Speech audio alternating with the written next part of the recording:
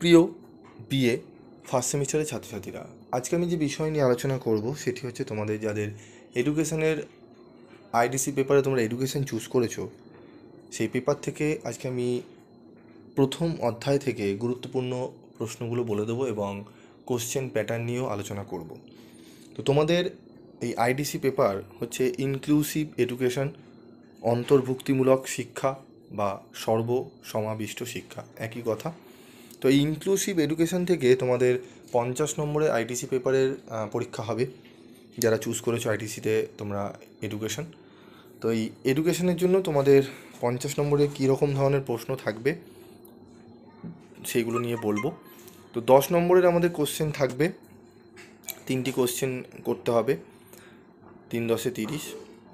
5 নম্বরে 2টি প্রশ্ন করতে হবে, 10 নম্বর। 2 মার্কসের 5 নম্বরের 2 মার্কসের 5টি প্রশ্ন করতে হবে, 5 দুগুণে 10। তো টোটাল 50 নম্বরের পরীক্ষা হবে। 10 নম্বরে 3টি, 5 নম্বরে 2টি, 2 নম্বরে 5টি।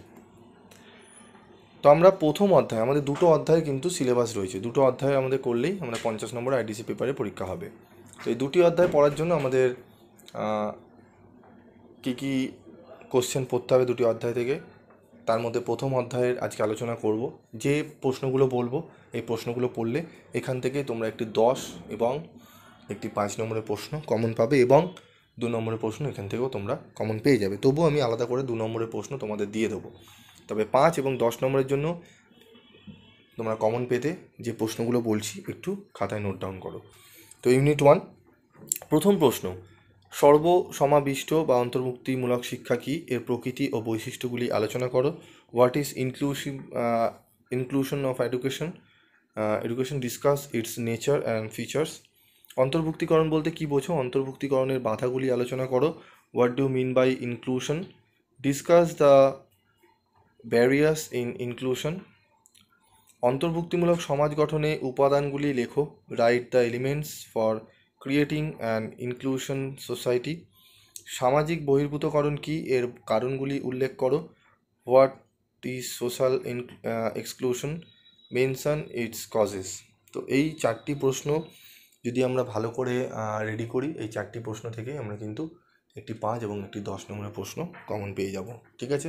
তো প্রথম অধ্যায় থেকে তোমরা এই প্রশ্নগুলো ভালো করে রেডি করো।